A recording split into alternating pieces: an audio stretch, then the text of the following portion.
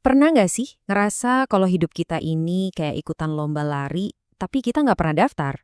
Rasanya semua orang lari kenceng, semua serba cepat, semua pengen nyampe duluan. Padahal garis finishnya juga nggak jelas ada di mana. Nah, kalau belakangan ini hidup terasa terlalu bising dan buru-buru, mungkin sekarang waktunya kita ngobrolin soal melambat, soal slow living. Kalimat ini relate banget ya. Kayak kita tuh didorong aja gitu masuk ke arena. Dipaksa lari ngikutin irama dunia yang makin hari makin cepat. Sampai-sampai kita nggak sempat nanya ke diri sendiri, sebenarnya kita ini lagi ngejar apa sih?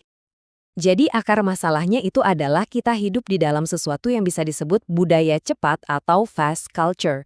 Sebuah sistem, sebuah kebiasaan yang tanpa sadar bikin kita terus-terusan merasa harus lebih cepat, harus dapat lebih banyak, dan harus kelihatan lebih sibuk. Emang apa sih budaya cepat itu? Gampangnya gini, ini adalah budaya yang terobsesi sama kecepatan. Pokoknya semua harus instan, sekarang juga. Kita jadi terlalu fokus sama hasil akhir sampai lupa nikmatin perjalanannya. Dan yang paling bahaya, kita jadi percaya kalau sibuk itu sama dengan sukses. Padahal ya, seringnya itu cuma tiket sekali jalan menuju burnout dan rasa hampa. Nah, sebagai perlawanan dari budaya serba cepat ini, muncullah sebuah konsep yang kedengarannya adem banget, slow living. Tapi, coba jujur deh, apa yang pertama kali kebayang di kepala kita pas dengar istilah itu? Biasanya, ya ini gambarannya. Pindah ke desa, punya halaman asri, nanam sayur sendiri, ngopi pagi-pagi di teras sambil dengerin suara alam. Sebuah fantasi pelarian yang kelihatannya estetik dan damai banget, jauh dari macet dan deadline. Kedengarannya sempurna kan? Tapi, tunggu dulu. Oke, sekarang waktunya kita benturin fantasi indah tadi sama kenyataan pahit di lapangan.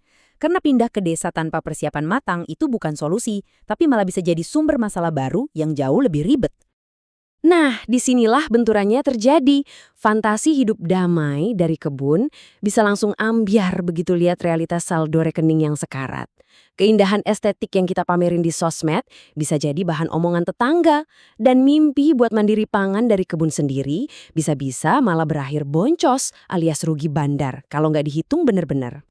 Jadi, ini poin krusialnya. Hidup di desa itu punya aturan mainnya sendiri. Satu, kita tetap butuh sumber pemasukan yang stabil, idealnya dari luar desa.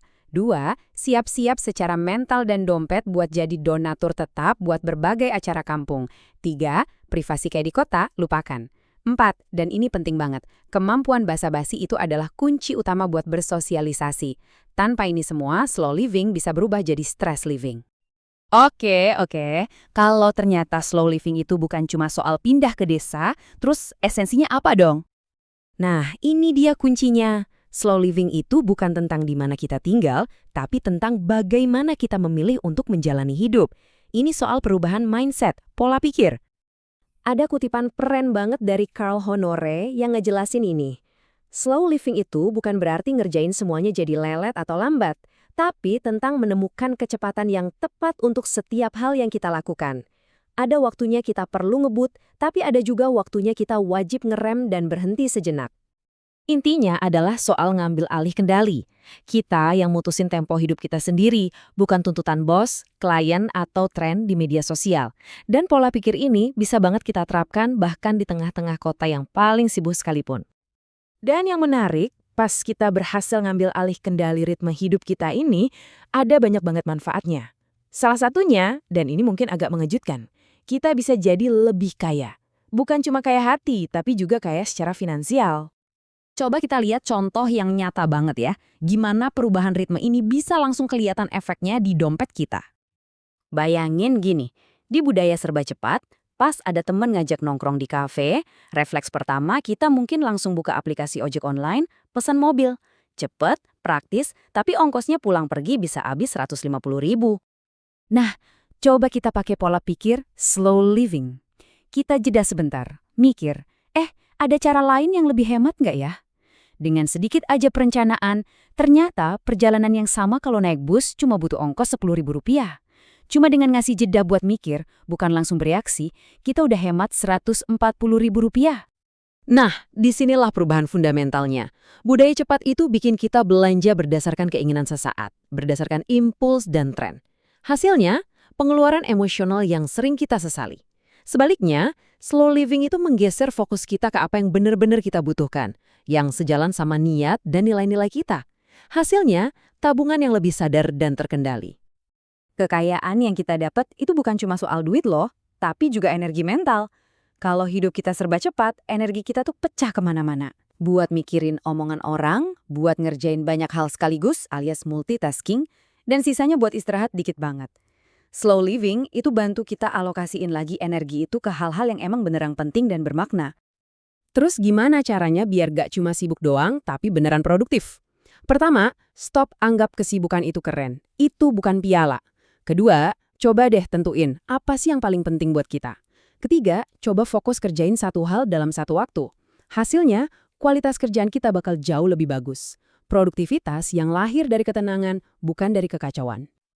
Oke, dari semua obrolan tadi, yuk kita tarik benang merahnya biar jadi kesimpulan yang bisa kita pegang. Coba perhatiin deh grafik ini. Tujuan dari slow living itu bukan soal jadi lambat, bukan juga soal jadi cepat. Itu semua bukan tujuan utamanya. Tujuan tertingginya, yang paling penting, adalah soal memegang kendali penuh atas ritme hidup kita sendiri.